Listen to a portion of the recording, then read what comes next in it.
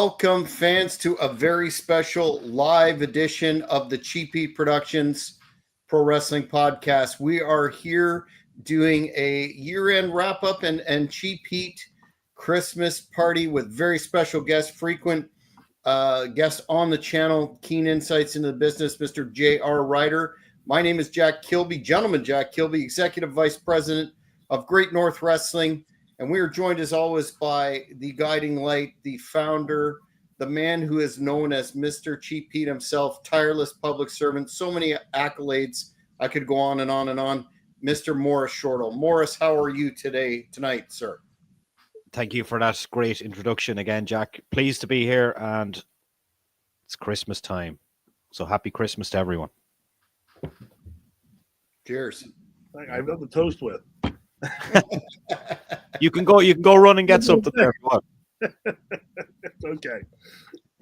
Well, we wanted to just do a bit of a combo show here today to look at some of the highlights of the Cheap Heat production podcast in terms of the pro wrestling end, and then look at some of the it's actually, as I was saying before we went on air, kind of a rather heavy news day for December the 23rd. So, Morris, I'll kick it or tag off to you as to where you want to go. Do you want to do the retrospective first or get into the news and get Mr.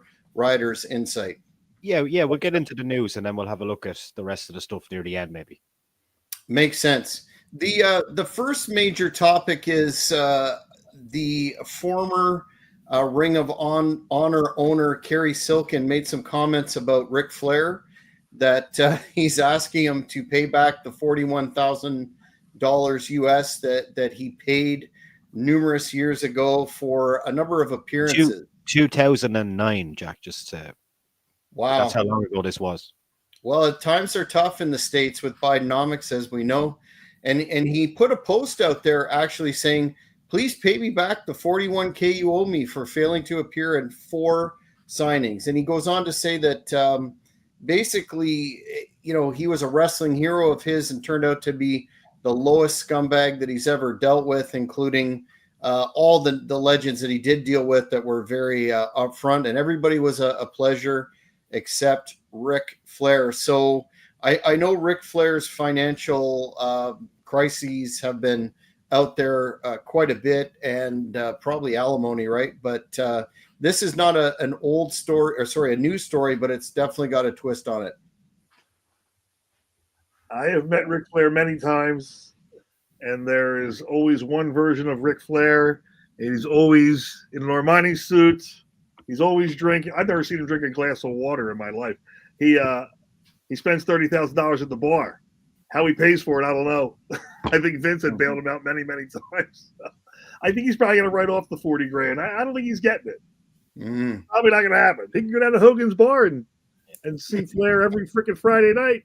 They sit there every night, ask him for it. There was maybe Hogan will pay it for him. There was a prank phone call during the week I sent. I didn't get to send it to Jack because he's not on Instagram, but I played it over the speaker for him. And it was a guy in Ireland prank phone called Ric Flair and asked him to come over for a convention. And he quoted for 3 days, $75,000, $25,000 per day, and 2 first-class flights. And Ric Flair fell for it. Yeah, that was only a couple of weeks back. How long do you keep on the phone for? 2 phone calls. And then he video checked the guy as well to make sure it was Ric Flair, and it was. Right. That's he was at a bar with some girl, and of course, it was just typical kind of stuff. But yeah, $25,000 per day. That's significant, isn't it? Well, there were stories where they would go overseas and they couldn't find Flair. He'd be down at the bar. I forget which referee it was. I want to say it was Teddy White. Had to go down and pay his bar tab. It was like $25,000. And Flair gave him the money back. I think it was Teddy White, but he's brutal. His bar tabs are $20,000. Would this be a case of him obviously not drinking $25,000 worth of drink, but it was just buying everybody in the drink, and especially the ladies' drinks? He's buying bottles. He's paying for everybody in the room. He's buying food. You walk into it, Rick, you're going to have fun. I can tell you that. I don't think the dude's collecting his 41 grand from 2009. That's probably going to get written off. He put it in a bankruptcy by now. That's 15 years ago. Is that right? If my What maths did you say it was Ring of Honor? Yeah, Kerry Silkin. It couldn't happen to a better federation. Yeah, it's Flair's had a a somewhat difficult year publicity wise in terms of whether or not he was married to Fifi or not. That came to a close, and then there was that ridiculous incident. Wait, you're not referring to he was married to Rene Dupree's dog, are you? Well, that would be a deviation from his usual lifestyle choice. I think it's Wendy Barlow, Fifi from WCW. But that incident in the bar, the pizza place, was really kind of a black eye. I know we on the Hannibal TV did it was so popular, we did a kind of a spoof on it and got many views. But the question, Mr. Ryder, is do you believe that all this negative publicity detracts from Flair's, I don't want to say legacy because it's such a cliche, but does it hurt him in any way, or is he completely, absolutely bulletproof to be acting like a jackass like this? He's the Teflon Don. The guy can do whatever he wants. No matter what, he's going to be Ric Flair. And he can act like an asshole at a pizza place. And, well, hey, listen, I've been accused of being an asshole many times in my life. like I got caught on YouTube with it. But that was the one where he was chastising the bartender, right? It seemed to be really kind of over the top because I guess they cut him off and he just went in on the guy, and it seemed like, at least the video that I saw with the audio, it was really it was over the top for being cut off. You think a guy like that could say, you know what, I'm done, I'll go to the next place, but it made mainstream. It was on TMZ for whatever that was. Yeah. As these guys get older, they have a very hard time letting go of the fame. So I think he was probably offended that they cut him off because he's looking at it through a different lens. Like, I mean, the bartender is like, you're just drunk being an asshole. But he's thinking, I'm Ric Flair, I'm allowed to be. What do you thought? I'm Ric Flair. You know what I mean? You're not. Now you're just an old 75-year-old man that the dude behind the bar doesn't even know who you are. Mm-hmm. And they didn't. You might as well be Arthur Fonzarelli. I know this is going to sound bad, but I think as he's alive, these things will follow him around. But when he ultimately does die sometime into the future, all this stuff will be forgotten unless something major comes out, and he'll just be remembered for his wrestling. Typical the way the world is now. Generally, right? Mm-hmm. Do you think anybody, would book? I mean, knowing how hard it is for independent wrestling at least in Canada and the United States, to turn any sort of a profit. Hell, look at AEW; they can't turn a profit either. But do you think anybody is paying $25,000 to have Ric Flair show up in a drunken state and cut a promo? I mean, I find that if that's his going rate, he can't be getting much work. There's probably some smart mark out there, as we would call them, that might just want to pay $25,000 to hang out with Ric Flair for a few hours. I can't see anybody paying anybody to show up anymore. Like, the arenas are empty. Mm-hmm. Like, I don't understand. I am baffled how AEW's still on the air. I mean, the cons have to be spending a ton of money. And I mean, Edge's salary, and the salaries, I run a big company, and I worry about labor rates all day long. I cannot imagine what their percentage of labor rate is for those companies compared to the revenue. The revenue's got to be terrible. I think the football club and the NFL club must be like covering over a lot of that, maybe, Okay.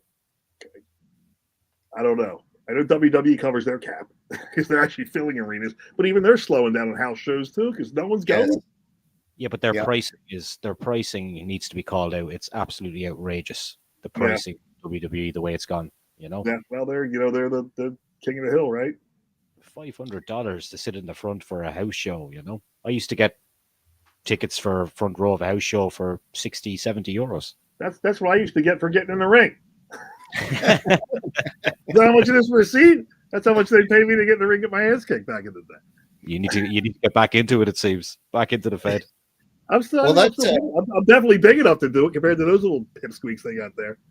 Well, that's part of the problem, in my opinion, as well. But that's a good segue into the next story, coincidentally or not, about AEW. That I guess after 3 years on the air, Rampage is coming to an end.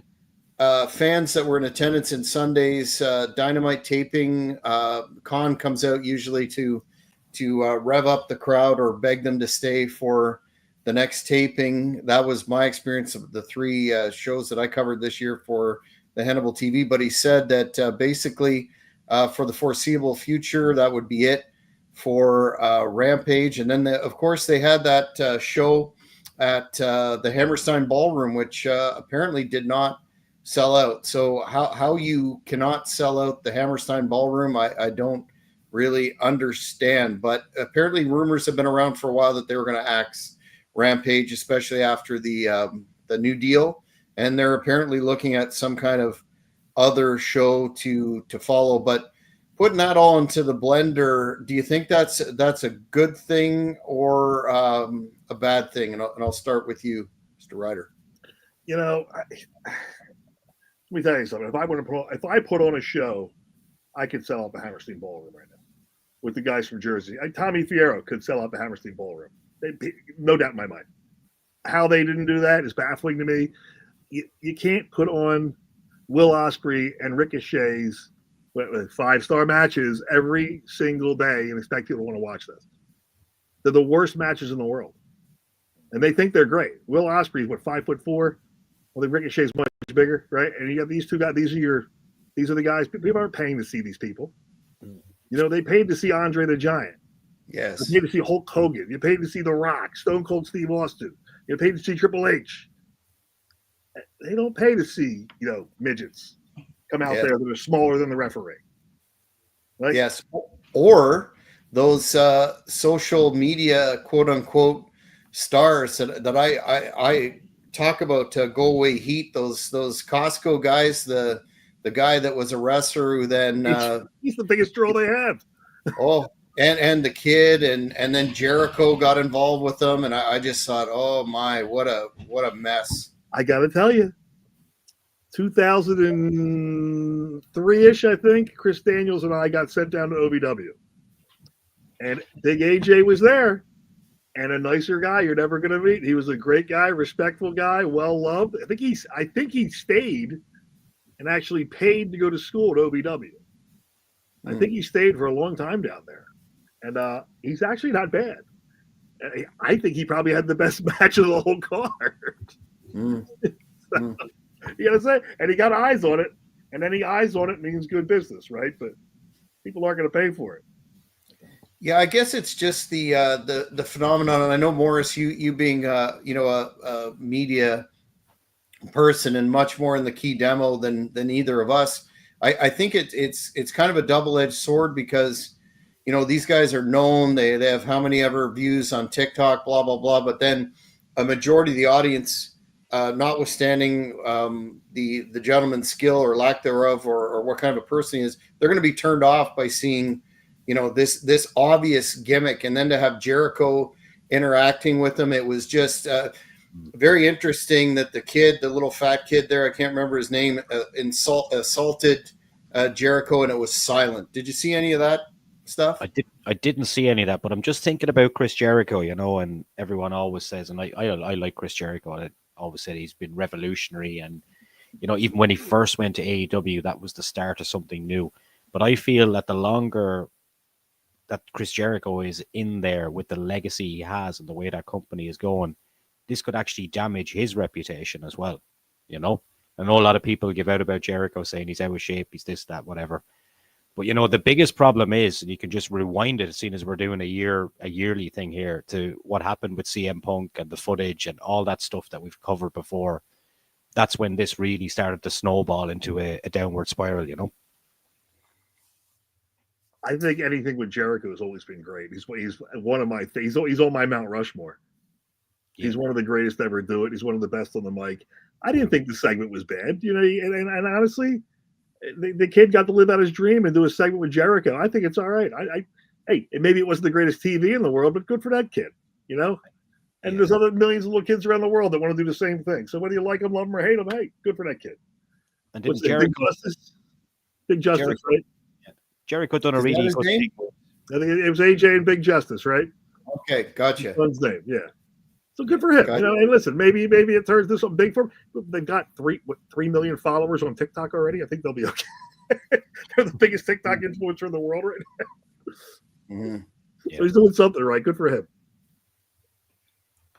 I think it's just a question of it's kind of like modern day hotshot booking in that they're not grabbing the audience with personal issues between wrestlers and their booking. They're resorting to something like this to get eyeballs on it, and it's not ultimately going to turn the company around.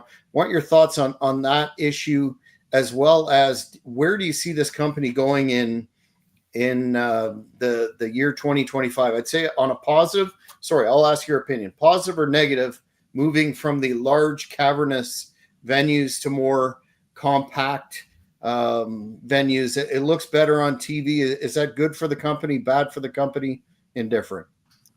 Well, I think it's going to be good for the company as far as the revenue, for revenue, and and again, their labor costs will be lower in a smaller building. But I don't think it's as good as TNA. I really think it's just hot garbage. And I got a lot of friends I know that work there, and and they all have that same wrestling style. Low-Key, who I'm actually friends with, I'm probably one of the only guys in the world that gets along with him.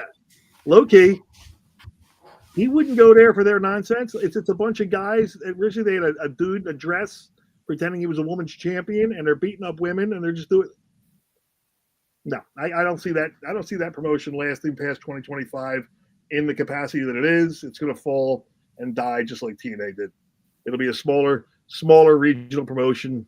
I don't see Edge and them staying there. They're going to cash out their contracts. They'll all be gone.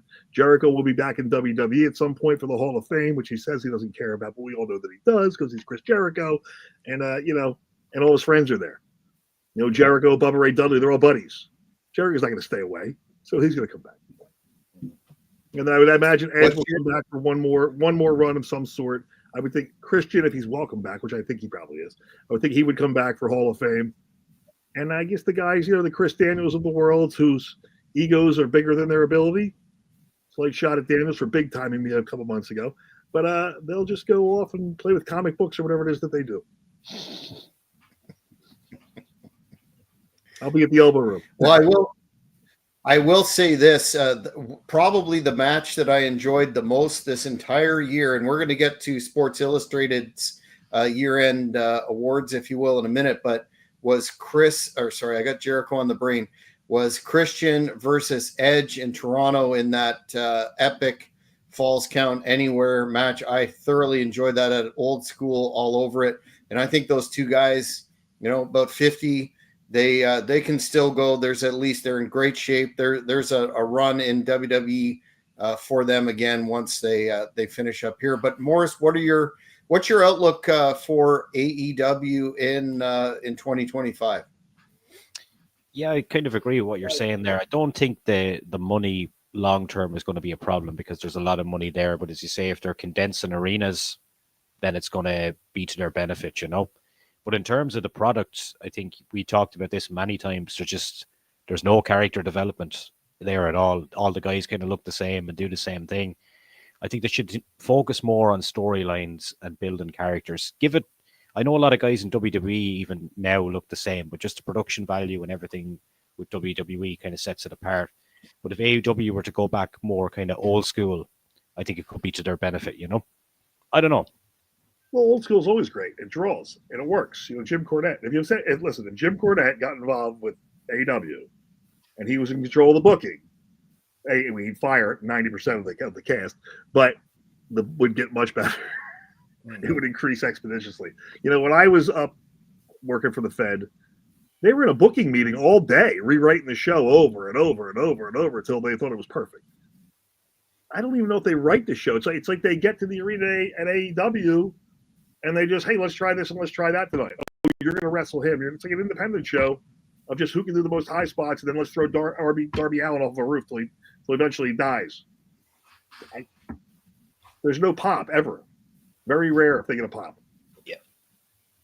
I think the other major problem they have, at least for their live events, which are their tapings, is they covered 3 shows of theirs: Ottawa, Toronto, and Springfield, Massachusetts this year, and their poster did not represent at all who was actually on the card. It was a real catcher. Pulled a swerve on you.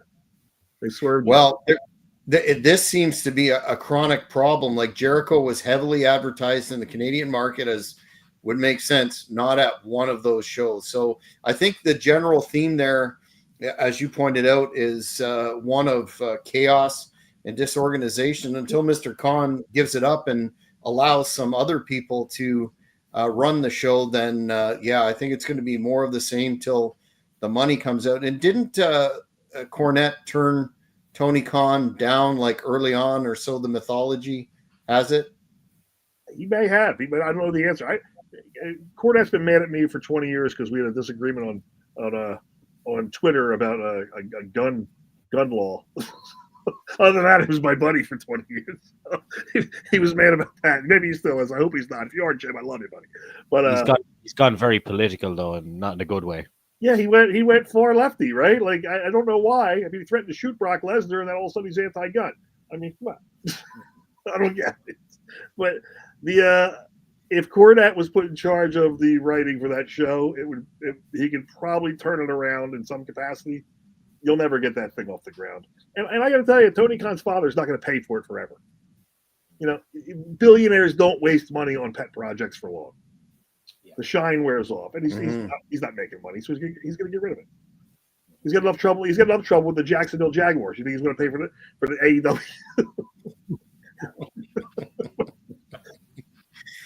AEW? Good point. Yeah, it's unfortunate that they had so much buzz back in 2018, 2019. It looked like, finally there's an alternative to the quote unquote evil empire, and wrestlers were going to have all these medical insurance, all these wonderful things. And we're going to, the best part that I like is going back to the old tapes where they talk about, we're going to bring it back to a sports-based presentation. And it's just completely gone to the contrary. So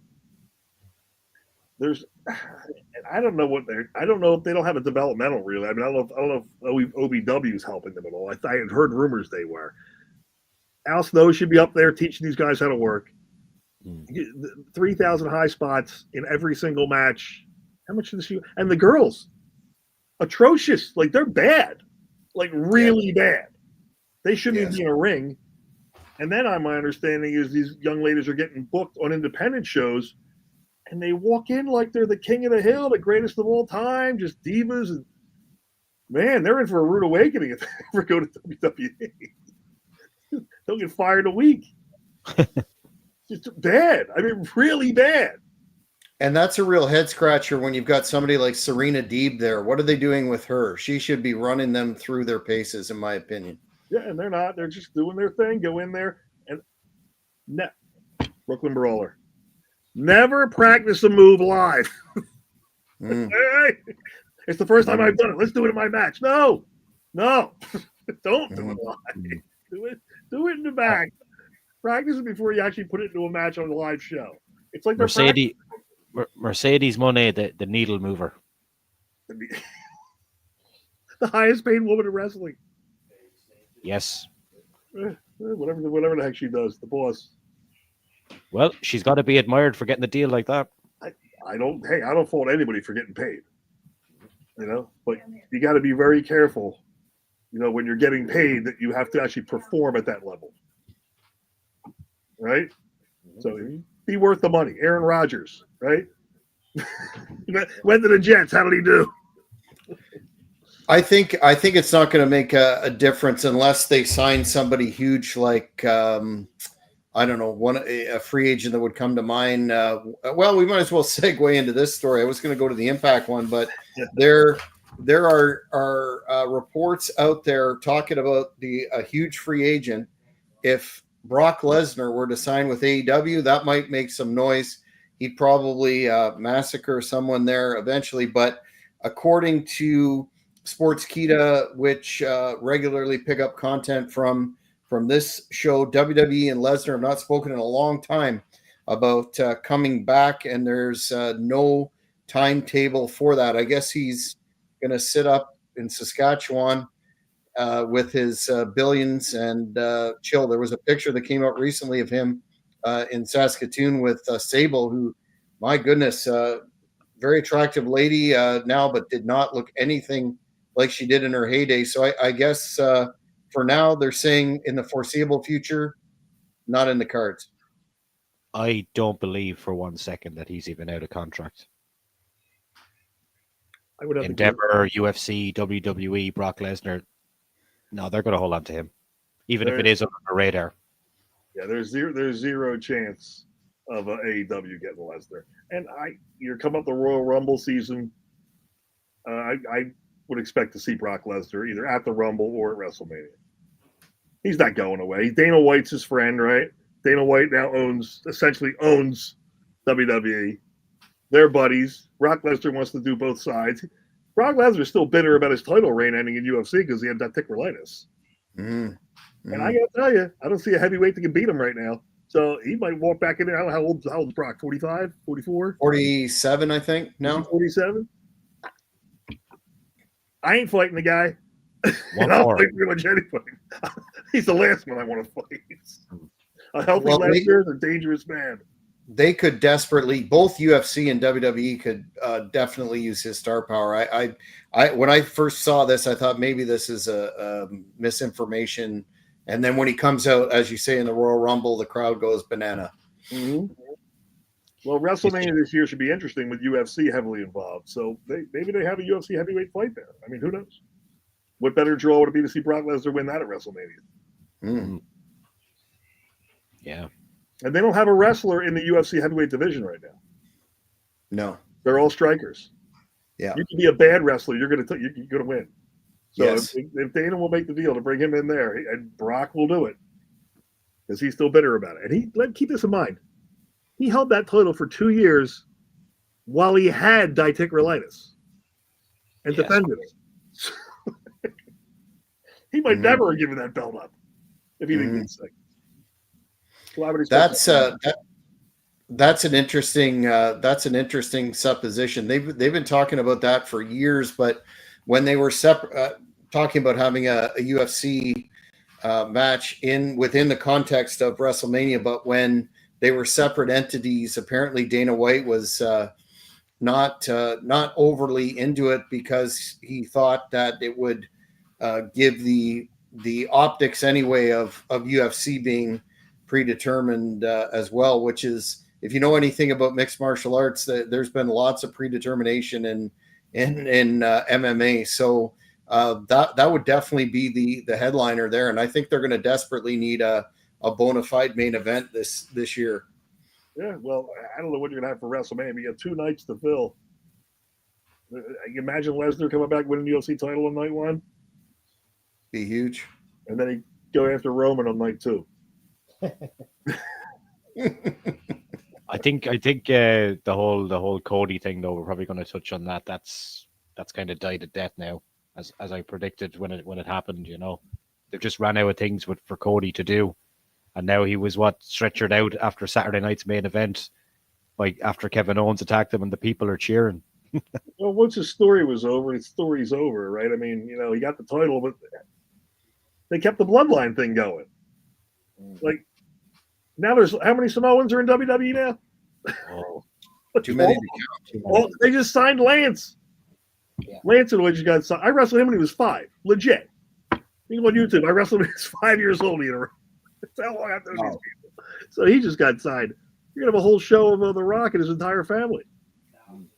Yes, which is a good segue into. We'll get more into Cody in a minute, but Saturday night main event recently was aired on NBC. Lots of nostalgia. You know, you had the Winged Eagle, you had Ventura back, you had the sort of a classic take on the set. The refs wore the blue shirts, like all kinds of good stuff. But Meltzer talked about on Wrestling Observer Radio that the number was quote unquote terrible for NBC.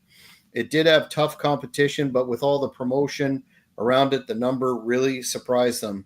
WWE had to be disappointed, and they drew very poorly, apparently, in the 18-49 demo, even compared to Raw and SmackDown during the week. What gives with that?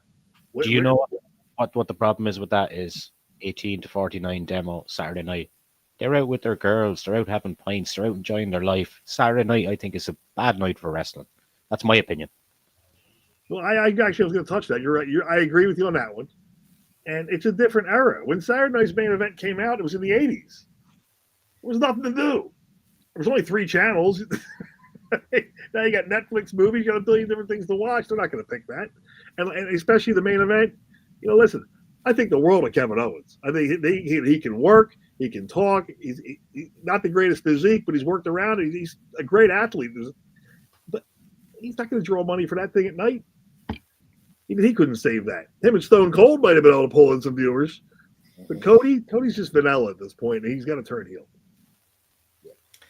What about the fact that the matches themselves seem to be, I've read a lot about that they seem to be rushed, in addition to being, it's somewhat underwhelming. And that main event, I agree with you, nothing against Owens, but that doesn't scream, thinking back to Hogan. That's the other issue too that slipped my mind. But the fact that Hogan wasn't involved in this incarnation when he was on the very first Saturday Night's Main Event, some people have said it's because he did the whole promo at the RNC.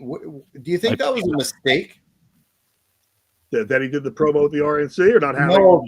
No, that he wasn't on Saturday Night's Main Event for fear of, NBC is a very Democrat Party heavy network. They definitely lean that way. Do you think that had anything to do with it, or whether it was a mistake in general? Dana White would take the president of NBC and tell him to go F himself if he had booked Hulk Hogan and he told him he couldn't have on the show. He would have pulled the whole show. Zero doubt in my mind. I got to tell you, I think Triple H probably would have too. They're not going to get bullied. It was probably a money thing. Hogan probably wanted too much money, right, to come in, and that's all it was. We got so much allocated. We had here's our labor rate. We need this much revenue. Don't go over 20% labor to revenue. And Hogan probably wanted a couple $1 million or whatever to show up, and it just wasn't worth the fun. Or they're saving him for the next one. I wouldn't be surprised to see Hogan get back in the ring one of these days for Saturday's Main Event. Is it good wrestle? Well, I think he can do something. He can throw a boot, right? Mm-hmm. I've seen a lot of guys that can't wrestle that manage to have very lengthy careers not wrestling. Ultimate Warrior. Did he ever wrestle? How often are they going to run these shows then? They're inked for 4, to my understanding. Every 3 months, right? Yeah. Every 3 months. Okay. I don't know, Morris, about your argument there about 18-49, are out doing this and that. I know. Back in the day, it still ran at the same time, and it drew a strong audience, and that I think those fans would check it out regardless. But it was I think it had more of a cachet of being a huge event. I remember being a kid staying up to watch it, and it was a big deal. And now there's just, as Mr. Ryder said, there's so much. It's a problem with the entire entertainment industry. Really, we're oversaturated on everything, but in my opinion, if Hogan would have said, give me $1 million or $2 million or whatever, I think I would have been shelling that out because it would have no doubt increased the ratings. It could have. Potentially could have. Everybody loves Hogan. He always draws. I just, you got all the pay-per-views now.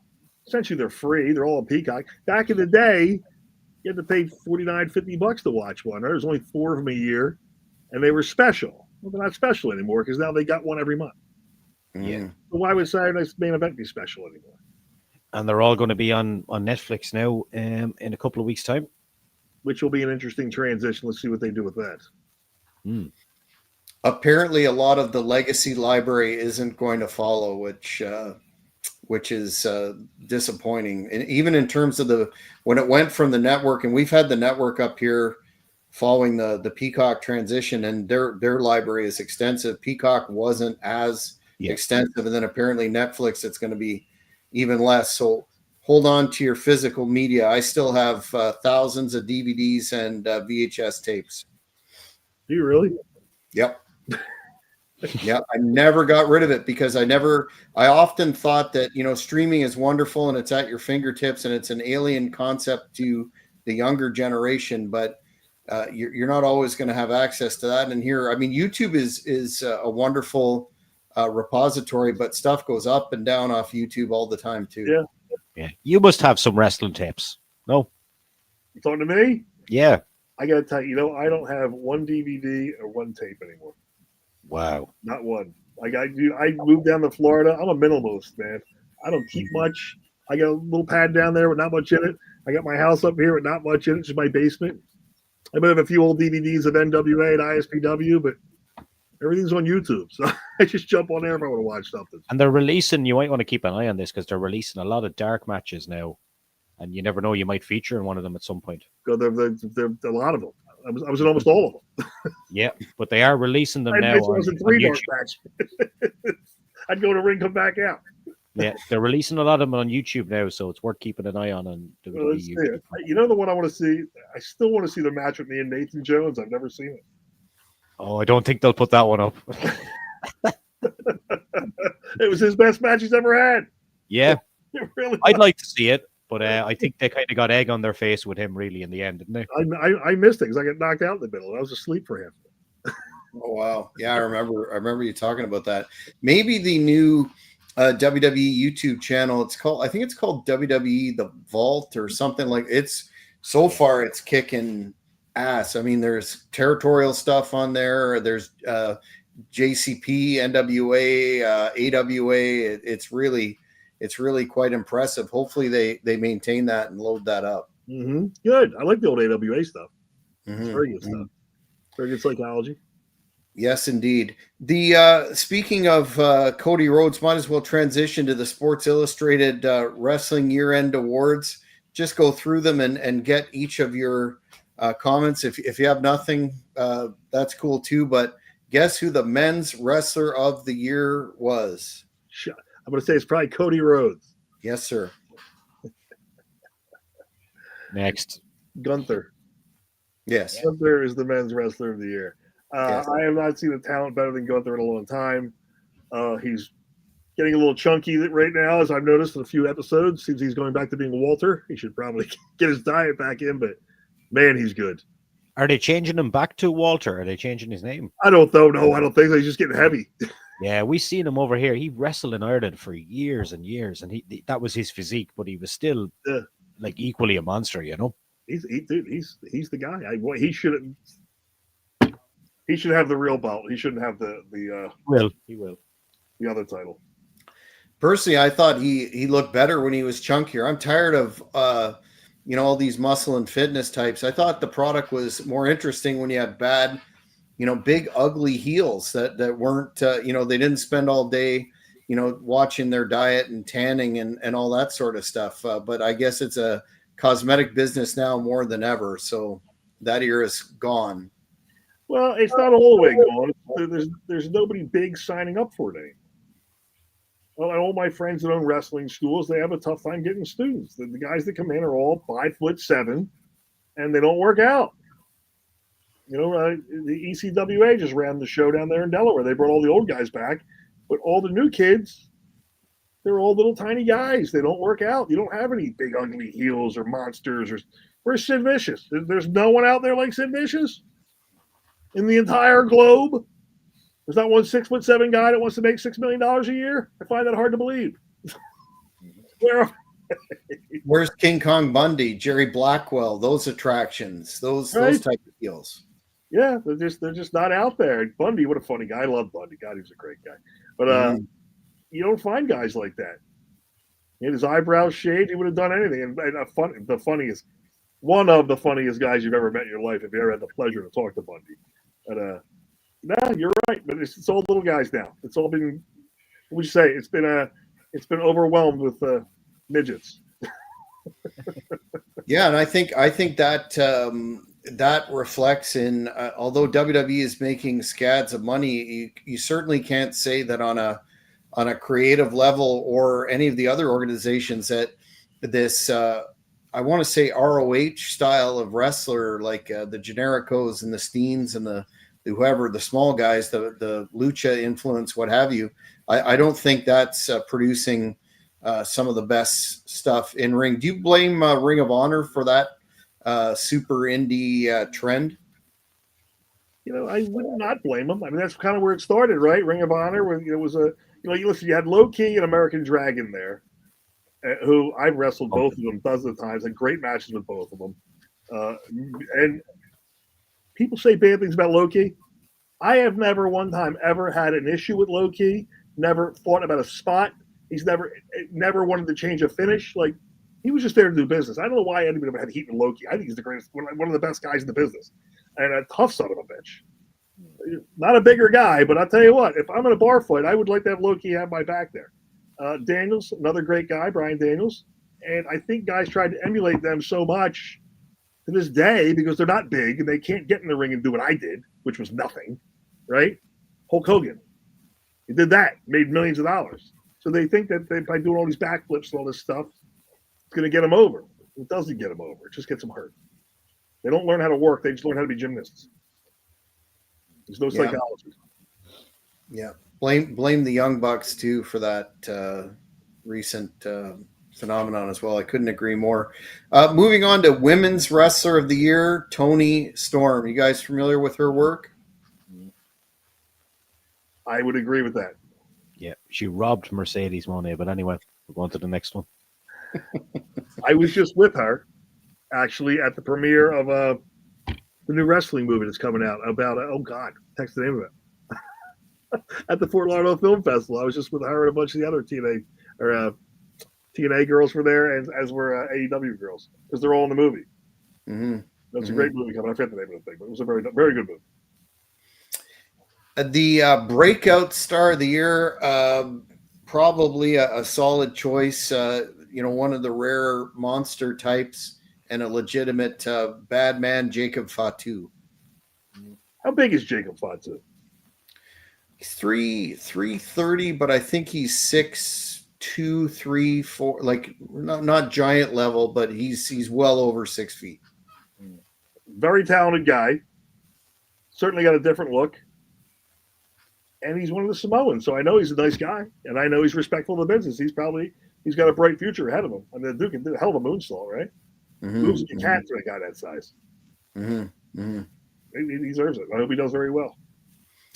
The match of the year, speaking of Bryan Danielson versus Will Ospreay. Hard no. Will Ospreay will never get match of the year. Was that at Wembley, that one? Okay. I didn't see that.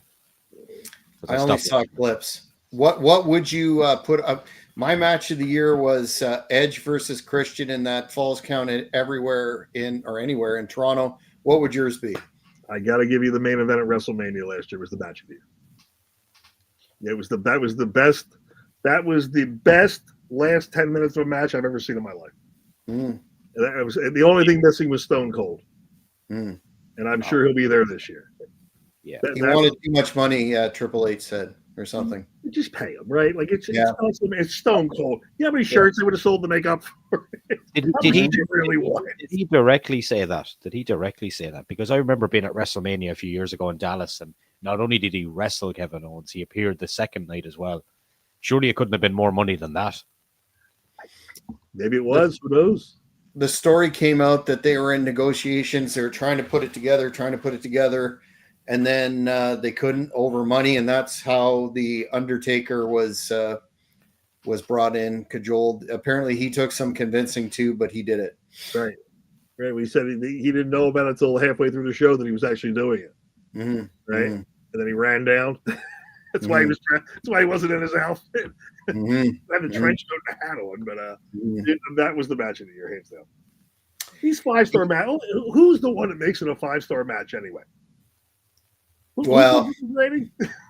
that's Mr. Meltzer. I don't think he was involved in Sports Illustrated here, but certainly fan-related polling, I think, determined Right. this. Yeah, Determined this, and they're saying the show of the year was WrestleMania. Okay, well there you go. I would agree with that. I watched that. That was one of the rare ones that I watched both nights. I felt like it was a marathon, but yeah, definitely a good show. The story was at least touch. You know, my favorite part of that WrestleMania was Bubba Ray Dudley coming back.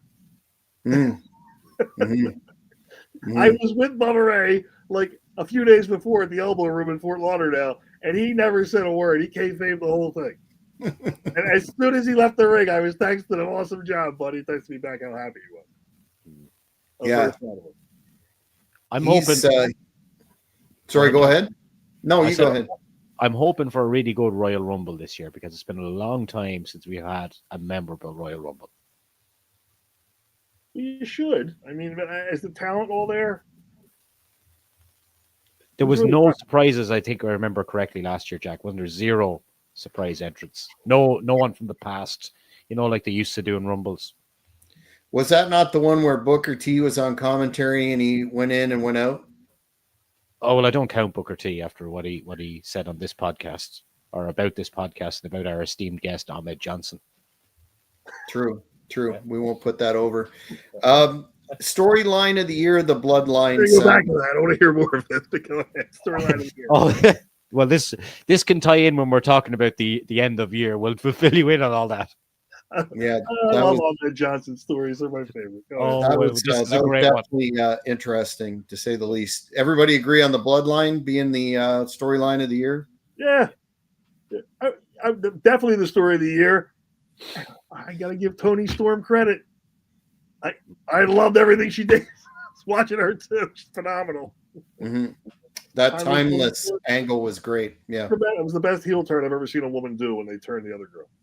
Mm-hmm. It was tremendously well done. But the Bloodline be done. Rivalry of the year, I guess that's feud of the year. Drew McIntyre versus CM Punk. I think that's probably the only one, correct, that you can think of off the top of your head? Yeah, I still think there's more to come there with that one. There wasn't a whole lot of memorable feuds, right? Mm-mm. I mean, it seems like they always do one match and move on to the next guy. They're not really piling up, so that would have to be it. Be Punk. Mm-hmm. Yeah, Punk the next there. Strong rumor that CM Punk's going to get his wish, his WrestleMania moment and main event one of the nights this year. So we'll have to see. The concern with that is he's been very injury prone the past number of years. Hopefully he can make it long enough and not get hurt. He got injured in last year's Rumble, didn't he? Mm-hmm. He tore his tricep, right? Yeah, by Drew. That's how that started. Yeah. Yeah. Mm-hmm. Listen, he's my age, man. Those little moves. You never get hurt on the big moves. It's always the little ones. Mm-hmm. Ken Anderson was standing on the ring one time, holding on to the rope, and a guy hit the rope and he tore his lat. Wasn't even in the match. So you gotta watch these little things like that. So Punk deserves a main event. He's great. Yeah, I agree. Great with me. There was people that said he was a problem too. Again, never been a problem with Punk either. Another great guy. Mm-hmm. The heel turn of the year, which is interesting, more recent in nature, was Xavier and Kofi, the New Day. Beyond stale team turning on Big E. A lot of critical acclaim on that one. Did you see that one, Mr. Ryder, at all? I saw it. I didn't think it was done as well as it could have been. I don't think it got the reaction it could have gotten. I think they went on too long with it. Yeah, I think Kofi has been stale though for years and years. He needed this. Well, they do need to do the heel turn, and that was the right thing to do, was have him turn on Big E. I know Big E can't do anything because he's injured, severely injured. Yeah. But I just think they just talk too long. Less is more sometimes. I think they would have got more reaction if they just blasted him for a good straight 1 minute and just walked and left him in the ring by himself. Yeah, I agree.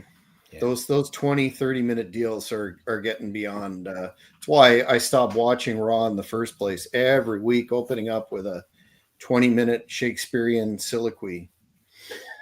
It was well said. Thank you. I've used that one before. What about this one? Best public school education that you the best that we offer here in our socialist country. Best on the mic, Drew McIntyre. You're biased, so I think his YouTube stuff and his Twitter may have been better than the mic stuff. I don't know. I mean, he's good on the mic. He's definitely not the best on the mic. I mean, I would say Punk up there is the best on the mic. Mm-hmm. You know, good Lord, that's a tough one. Yeah, I wouldn't agree with that. I can see it, but no, I would go with Punk. He's the best on the mic here. what about Mercedes Monet, Morris? I know you're a fan of her promo work. Probably finished third, I'd say, after CM Punk. Oh boy. Okay, we'll do a kind of a wrap up now for the. Okay, so we have to set the picture for what happened with Ahmed Johnson and Booker T. How did this come about? Now I have to think about this. Booker T made some comments before we had Ahmed on that basically Ahmed was, I'm not going to use I'm paraphrasing, but he was a less than nice guy, used some very insulting language. And then Ahmed jumped on and made a statement in the sheets, and we've had him on 3 times. I love the guy. I think he's amazing. Ahmed came on. He came on and he threatened to reveal Booker T's prison secrets. And this got into all the news stories. Oh my God! Yeah. Well, he strongly intimated that it was to do with something to do of a a stereotypical prison nature amongst the loving male relationship behind bars. Something like that. It was either relationship stuff or being a rat, and either one of those things is bad in prison. We never really got to the bottom of exactly what it was. I have never met Ahmed Johnson. He was supposed to work a show in Jersey for Dennis Carluzzo, and he no-showed. And Dennis Carluzzo got in the ring and gave his cell phone number out and his room number at the hotel. And I remember that. And then as I got, and I got to meet Ron Simmons and them, I've never met a guy so universally disliked as Ahmed. Do you know what Ahmed said in one of our shows? Booker T, what was it? Booker T couldn't sweep the floor with me even if he had a broom. And me and you just lost it laughing. It was so funny. He just came out of nowhere with this. I know D'Lo didn't like him. Ron Simmons didn't like him. Mark Henry didn't like him. The whole nation didn't like him. I don't know what he ever did. I never met the man. I'm not going to say a bad word. I just know the stories I hear. You know what? It seemed like he tells it like it is. He talks straight up, and it seems that, given that monster push that he got like right off the bat, apparently Vince, another one of these stories. Right. Apparently Vince had promised him the world title, but he got the Intercontinental title. He, with the LOD, was all over the place, and that created some significant jealousy.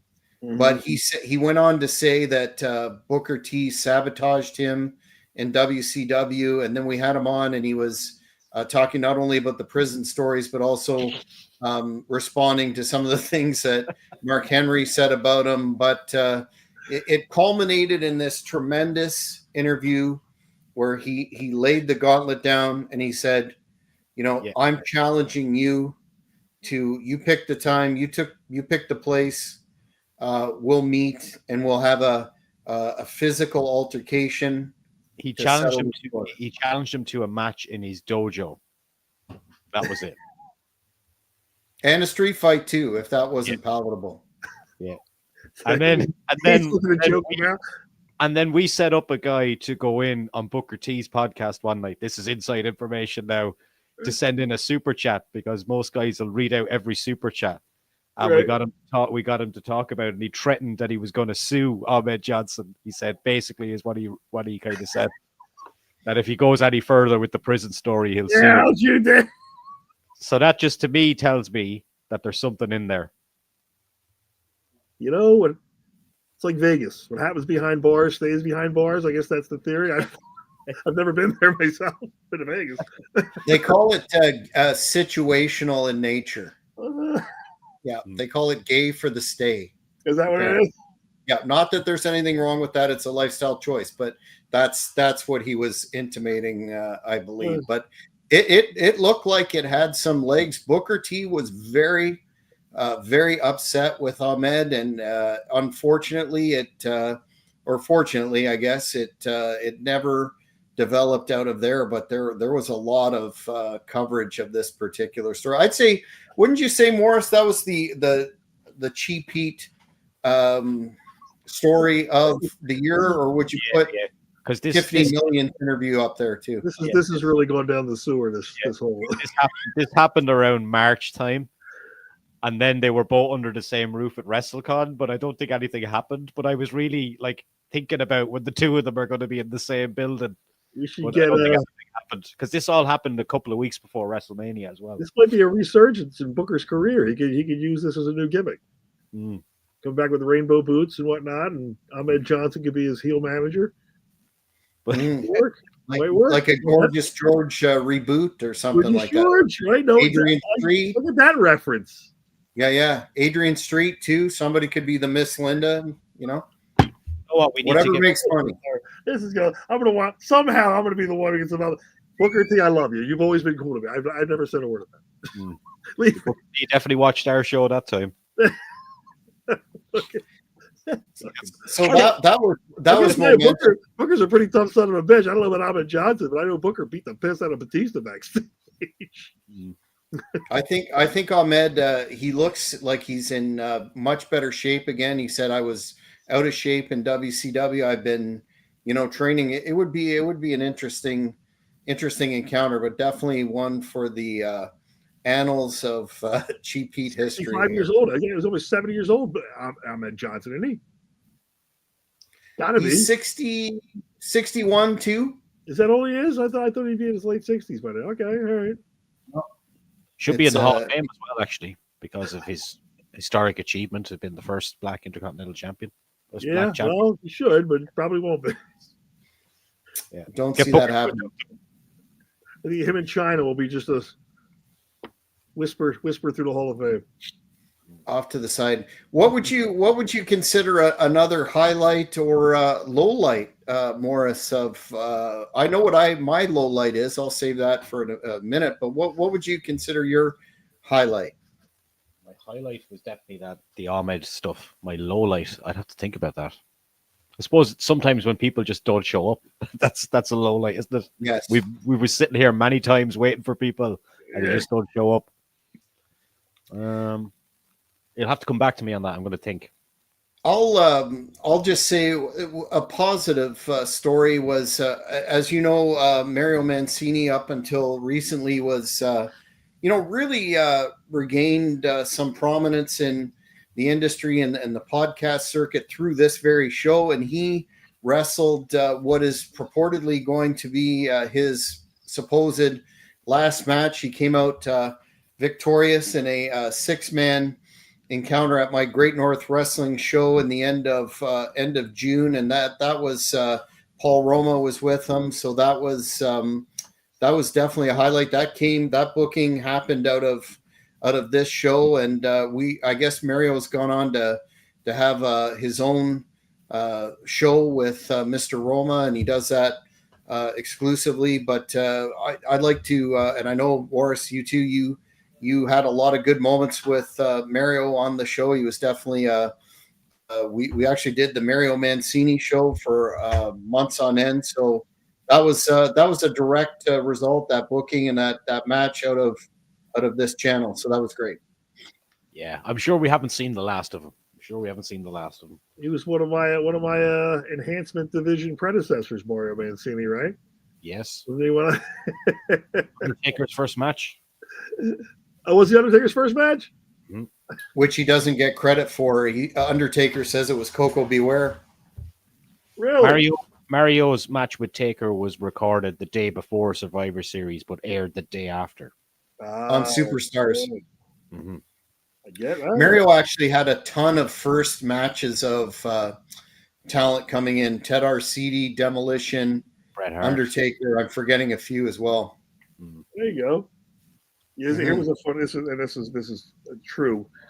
All the guys that wrestled me were usually gone about 2 months later. So anytime their name was up on the board next to me, everybody would start giving them condolences. The Grim Reaper. Oh, now you're out of here. Look how far you've fallen. You're going to wrestle Ryder, you're gone. You must have got silent heat for that one. Eh? No, I know. I got to tell you, I never had any heat. I never opened my mouth. I went up there, did what I was told to do, laughed and joked around with the guys, and never told the guys with egos get the heat. Mm. I didn't care. I was making $85 a minute to do nothing. Here, we're gonna give you $600 to be on TV, and then we got you a hotel across the street and have an open bar at 5 hours. All right. How do you get yourself in trouble is beyond me. Yeah. I didn't get heat until the end when they stole my Evil Knievel gimmick, and then by then I didn't care, and that's when I went back to Philly to say something about it, and then they put it on what's his name, Jack Bull down in OVW. They put the Evil Knievel gimmick on him, and I called Tommy Dreamer, whom I love, and they took it off the guy, but that was the only time I ever got heat, and I was glad to get it because I was standing up for myself, and I was right. Absolutely. Are you going to be in the Philly area anytime this year, or do you have any plans for that? I'm in the Philly area now. I'll be here till January 7th. I'm then coming back up in February. I'm going to shoot a movie. I can't say what movie yet, but I'll be in a movie. I'm playing a cop in this one, and then I'm coming back to shoot another one where I'm playing a superhero. It's not. Is it with our guest? Did you see our guest the other night, Tiffany Million? Is it a film with her? Oh, I don't know. What was her movie called? Jack? No, it's not Jack.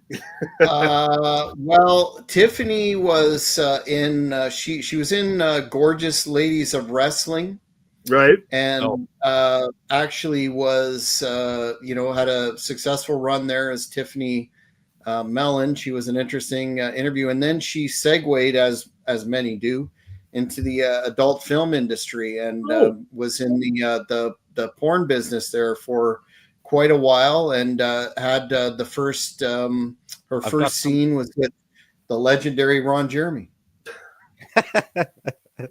I've got some of the titles there, Ryder.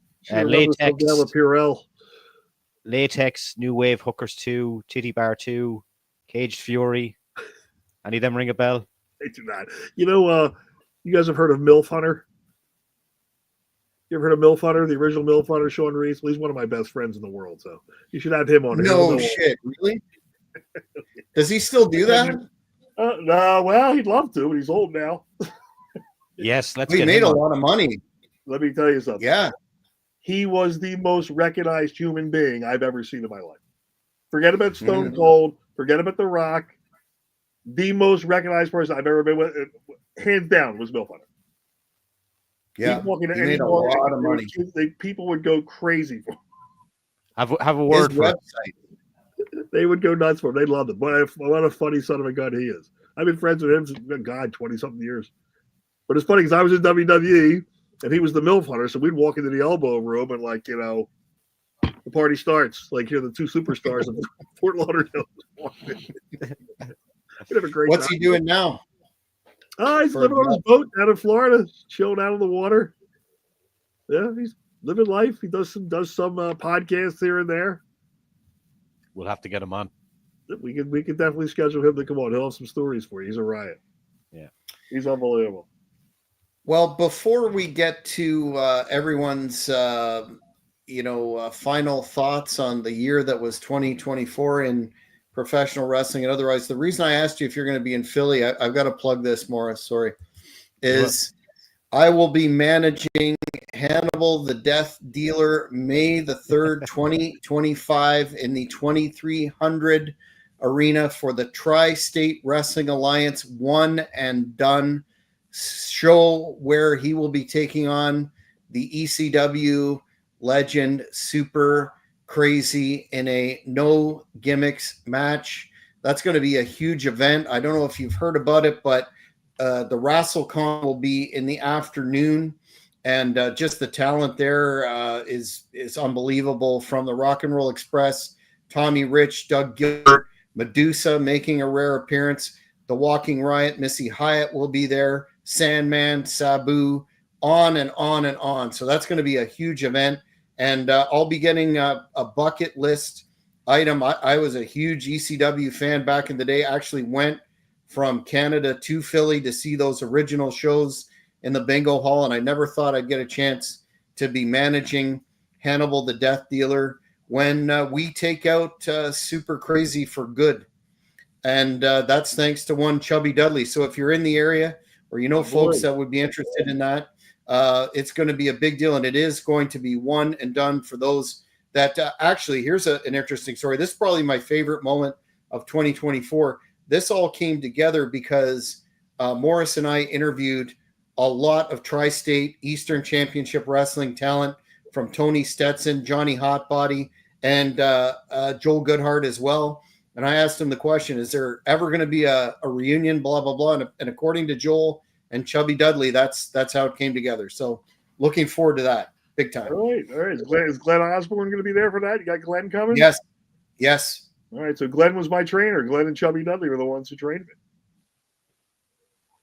Yeah, I've been big acting for a long time. So my son's birthday is actually the following day, so I will be up here, and I will see you at that show.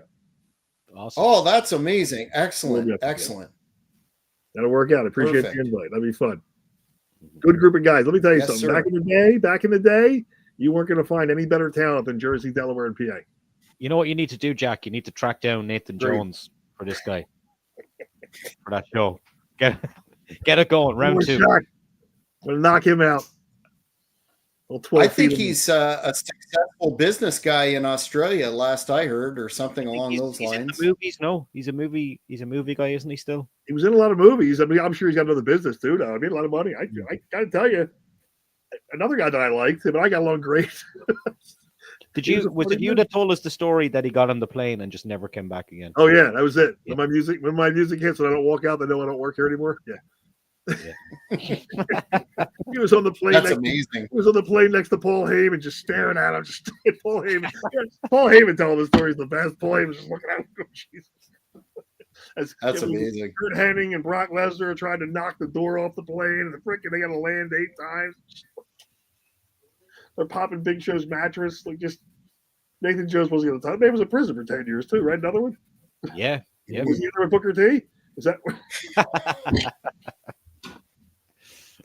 That's true. Now we got to the bottom of this. Literally. Yep. Oh my. So there we go. I'll be getting a call from Booker T next week. Sorry, bud. Blame Morris. Yeah. Blame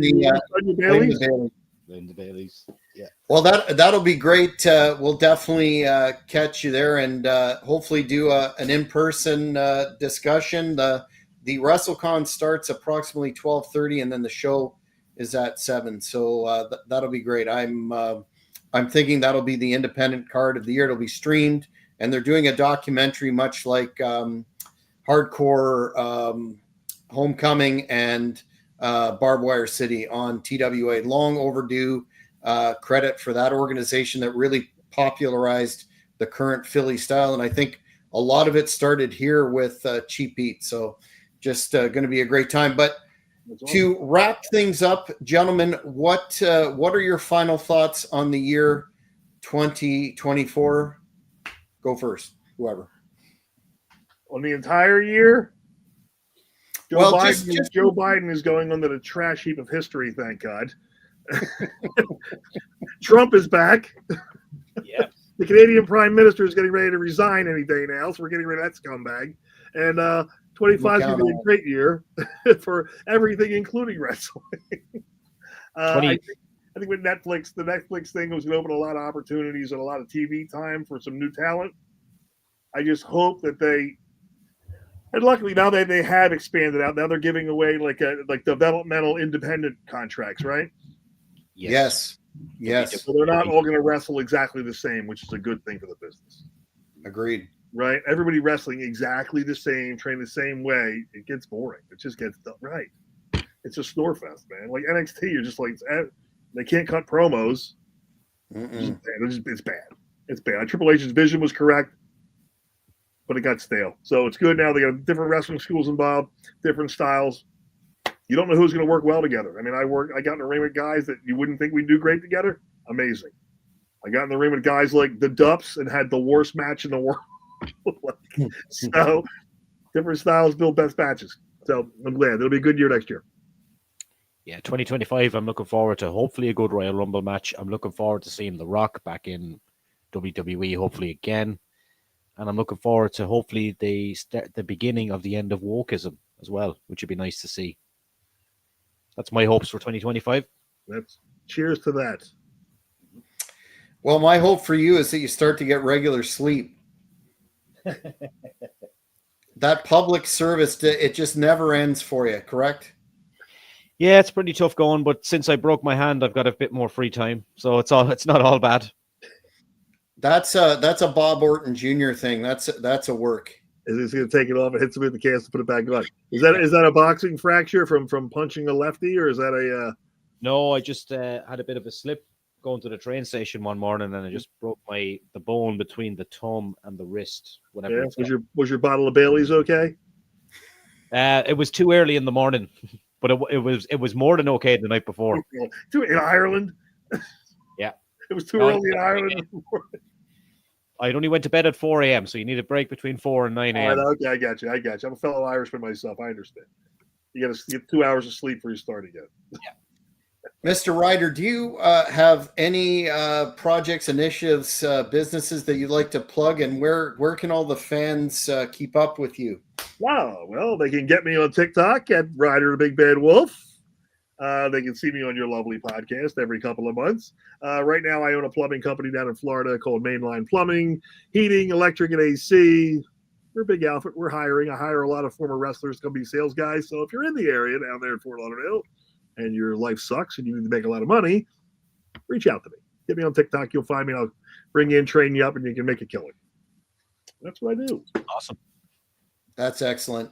Well, I want to, on behalf of Mr. Ryder and Mr. Morris, thank all the fans for their ongoing support of Cheap Heat Productions and wish them a very happy and healthy New Year and Merry Christmas. If you haven't already, please subscribe to the channel. Hit the notifications button. We're running by a catch as catch can, devil may care schedule here.